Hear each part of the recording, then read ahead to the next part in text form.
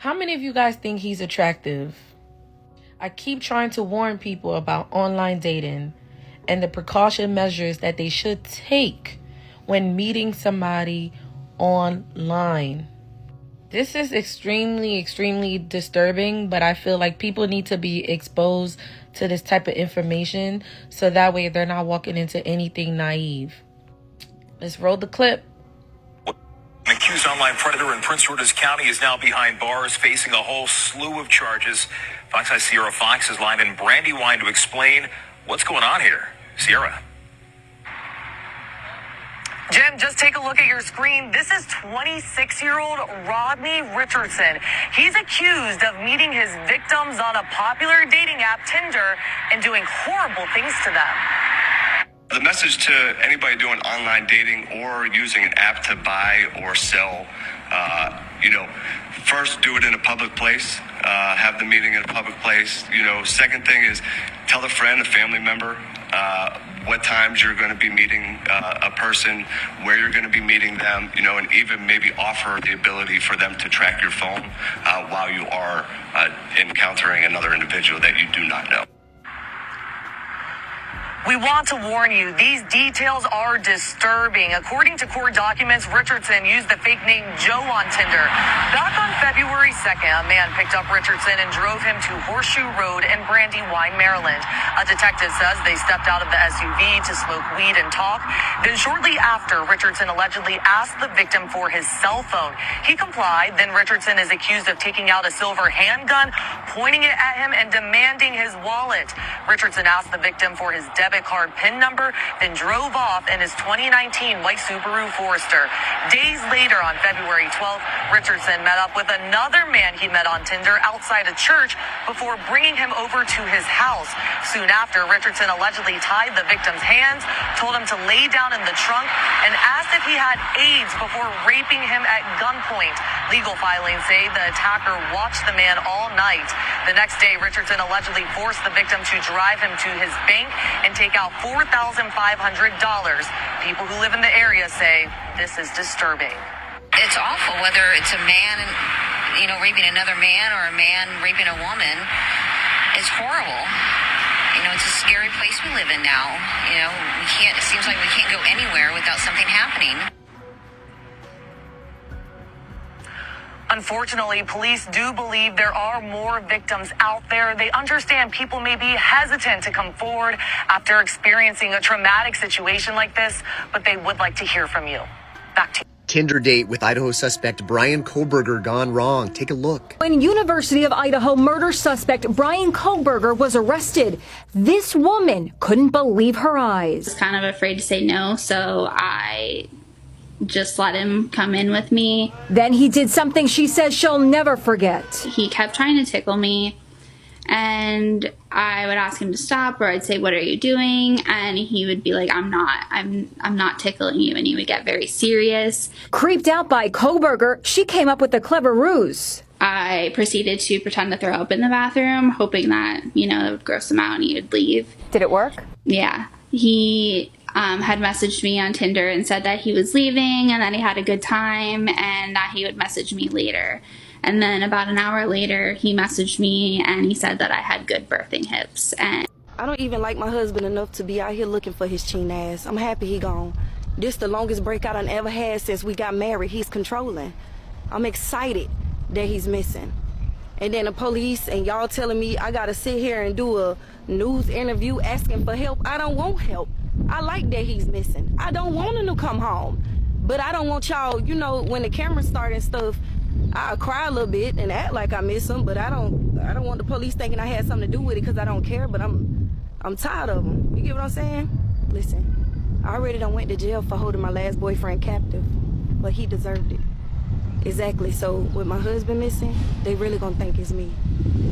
I ain't did nothing, so whenever you ready, I'm ready. Ready?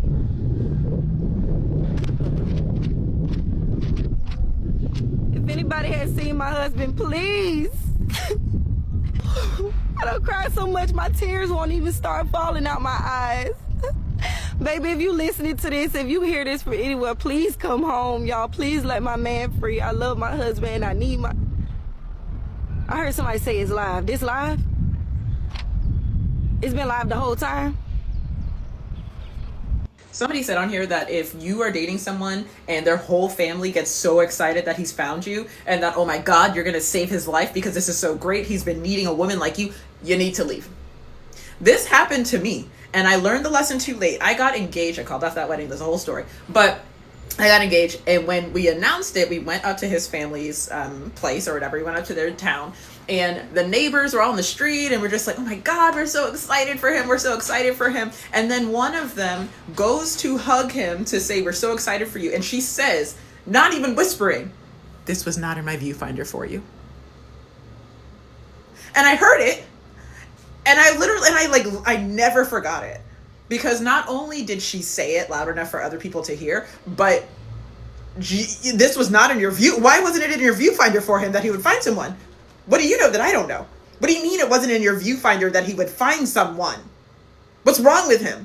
That you literally never imagined that he would find someone. Oh my God, what am I doing here? How did this happen? And I learned eventually like what she meant by this and why it's not in my viewfinder that he'll ever find anyone again, and that he was just very lucky with me. But if somebody says to you, oh my God, this is so great, you're going to be so good for him, leave.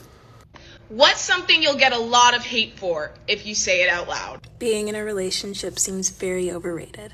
I've been single my whole life, and I've noticed that way too many of my friends and way too many people that I know only feel validated or see their worth when they're in relationships. They go from relationship to relationship with only a few weeks or months in between, or they always have to be talking to somebody because they don't know who they are outside of being in a relationship. They will settle for mediocre relationships because the thought of being alone is way more terrifying to them, and they're the same people who always complain about their partner and say that they're toxic or they aren't treating them well. When I tell these people that I've never been in a relationship before, they are immediately like, oh my God, but you're so pretty. Don't worry, your day will come. Love will find you. You will find your perfect missing puzzle piece. And I'm like, whoa, I didn't ask for all that. I'm not insecure about being alone, because unlike you, my worth and identity and how attractive I am and how worthy I am of love doesn't come from being in a relationship. I'm single on purpose. I always tell my sister, once you're out there, always inform me of the person you are with, because people are really good at hiding who they really are. Yeah, if you met a guy and you're going on a date, forward me his number. Let me talk to him. Hey, you're going with my sister out here. What's your name? Yeah. What's your hood? What do you do? I get to know you. Then it's good to know. Or maybe pin me your live location. Or maybe if in case of anything, there is a secret code that you send me, let me know the guy you are with. That's what I usually say, because criminals are out there. Criminals are good looking, and maybe you might end up with one. You don't know, and you're in a fixed situation, and you don't know who to call. Do you have any insane dating stories? Tell us in the comment section. Let's continue watching. Please don't skip this video. I'm really hoping that with the power of social media and TikTok, we can do what I've seen been done so many times before and hopefully track someone down. This man, this is my ex-fiance. He is also a professional con man. You may have seen the documentary that came out on Channel 4 a week ago today, and if you haven't, here's a little background. I knew this man as Bertie Underwood, Robert Underwood. Skip past our relationship, I found out who this man was and that he had lied about his name. He lied about everything to do with himself, and then soon after I found out that he had been conning me for money behind my back. He then went on the run. He was on the run for about a year before he was caught. He was then sentenced to 5 years. After serving nearly 2, he was put into Ford Open Prison. He then absconded, so he is currently on the run again now. I'm going to try and make this video without crying because I'm so angry that it just makes me want to cry. See, the documentary came out on Sunday. He hasn't been found as such, but a woman did come forward to me to tell me that she knows him very well. He has been living in Henley-on-Thames and London, has houses apparently, or places to stay in amongst those areas, which is crazy because when we were there to film for This Morning, I said to Mum, I bet you he's in London hiding in plain sight, which he is. He is currently going by the name Leopold Fitzalan Howard, which is the name, I believe, of like a wealthy family of title. He is telling people that he is the Viscount of Norfolk, so he's someone's nephew from this family name.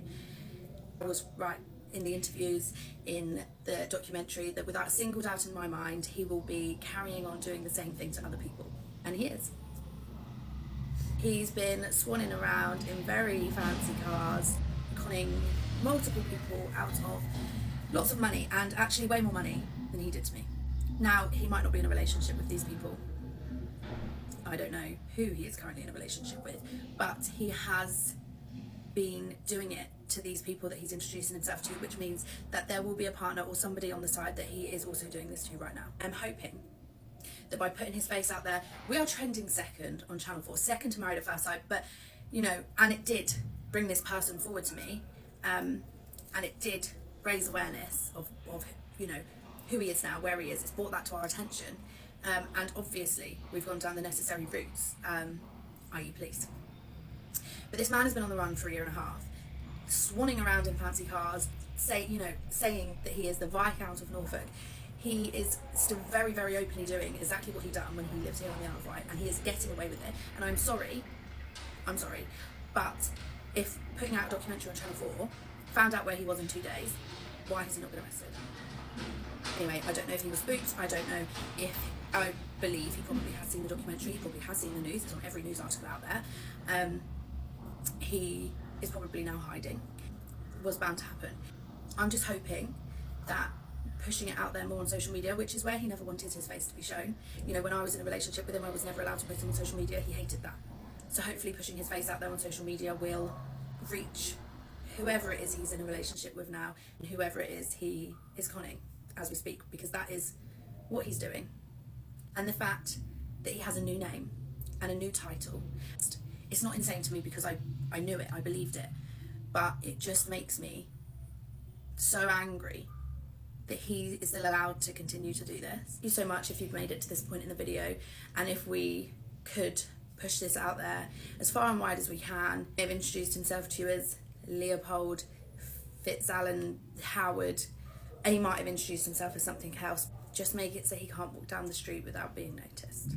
And if you are watching this and you've been affected by this man, then I'm sorry, because I know how that feels. And if you do want to come forward and you do want to talk to me, then my inbox is open.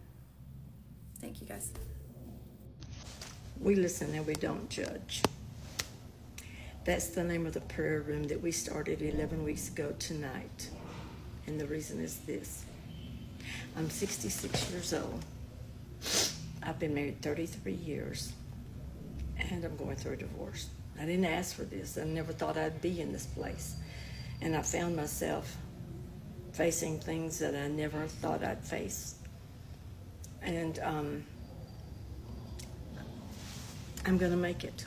I found out 11 weeks ago tonight that my husband had been filing our taxes as a sole proprietor for over 22 years. And I didn't know that until I filed my Social Security. And then when I filed my Social Security, I couldn't understand why it was so little. Well, then the contract that we had with our company ended on January the 31st. So I got online to file his Social Security. And I was like, wow, how is this so much bigger? So I contacted Social Security and they said, oh, well, the only income that you've shown in the last 2 decades is other jobs. You're not on the contract with LLC Corporation. And I'm like, but I am. And God allowed me to find the paperwork. I found the paperwork 3 weeks ago tonight. But before all that, I went to Social Security and they told me they'd have to make an appointment by phone, and they did. I went to IRS and they said they could only go back 4 years. Listen closely, only 4 years. So if you're holding a bunch of paperwork, don't worry about it. They won't go back after 4 years. They told me to go back further than 4 years, I would need an IRS attorney. And so when I told them what my husband had done. They said we'll go back and research it to 2002 when it started. The cost will be $9,125. But don't worry, you can pay it out $200 a month. I'm not paying it. I didn't do it. He did it. So they said the best thing that we can advise is to put both of the checks together and split them down the middle, because I'm not staying with someone I don't trust. I've spent the last few days packing, and the house will be on the market next week. So this is the visual. Let me show you what the shower is looking like. Excuse the mess, but the shower was the last thing we were waiting on to put it on the market. And it's being worked on and hopefully completed by this weekend. This is the Japanese shower doors. So just to give you a synopsis, packing, running everything through the dryer,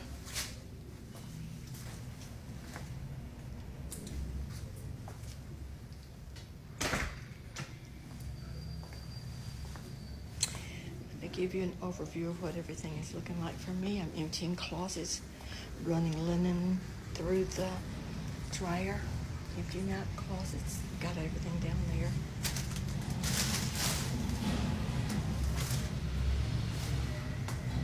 It was my dream bathroom. Took me many years to accomplish this, and then for nothing. Because now someone else will enjoy it, but that's okay. That's okay. I have a tub here, and the closets are empty now. And the only thing that will be left in this room will actually be for staging. I worked very hard to get my views to 10,000 so that I could have an income, since that affected my Social Security. And I can't thank all of you all enough. I'm not down about this. I already have the floor plans of what the tiny home that I'm going to have. It's absolutely stunningly beautiful. I have all my ducks in a row, so I'm going to be okay. I just covet your prayers, and I pray that whoever comes on my page just goes through my videos and loves me and supports me enough to go out this door. I have some things I'm putting on my showcase, and I'm going to work. I don't want anybody to give me anything. I'm going to work for it. And I just pray that y'all stick with me and go with me. I'm going to show you every step. I'm going to show you when I go out the door for the last time. I'm going to show you my land when I find the land. Of course, with some privacy there. And then I'm going to show you when they break ground for my house and my tiny home. And it's a little under 700 square feet. But counting the pitch of the house, it's like over 1,000. But they said you only count what's under heating and air, but it has a wraparound porch. But God made a way 11 weeks ago today to start doing my lives. And I have been so loved on, and I've been so supported, and I've been so encouraged. And I look around and I see all the labor that I put into this house, but I see all the bad memories from the verbal and the emotional, and I'm free. I'm free. I'm going out the door and I'm free. So y'all stay with me, and I hope that somewhere along the way you learn who I am. I'm Deborah. I'm 66 years old. Been married 33 years. And I'm going through a divorce. No one picks it, but you do the best you can. I love y'all. Stay with me.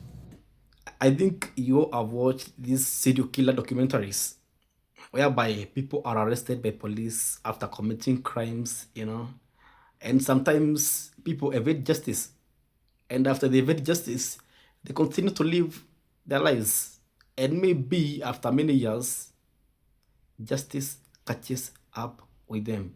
And I've seen several episodes whereby people are caught and they moved on with their life, and maybe they have new spouses, they have new families, Maybe they have new communities around them. They're in the new workplaces. They have new friends. And people moved on with their lives. And maybe they dated people. These people don't know about their background. They don't know anything about them. These people are fugitives. And what do you do? Nothing. Because you can't know person on, like, you can't predict a person on an individual level. Yeah, you can read crowds. You can read a group of people, but you can't read an individual person. So people are really good at masking who they really are. And one thing I usually say is maybe you might end up with this person who is a fugitive, but love should never make you stupid. Never let your heart poison your mind with blood. Right? Always do background check on someone. No matter how good they are, no matter how good they say they are. Personally, one of the red flags I usually tell ladies is that if a man tells you they are a good person or they are not a bad person, that should be a red flag. If I'm good, there is no reason of telling you I'm a good person. There's no reason. You'll see for yourself from my words, from my actions, from my opinions or my ideologies towards women. So there is no reason of telling you, oh, I'm a good person. There ain't no reason. So when a person tells you, I'm a good person, or I'm a good person, or why are you doubting me? There should be every reason to doubt them. There should be.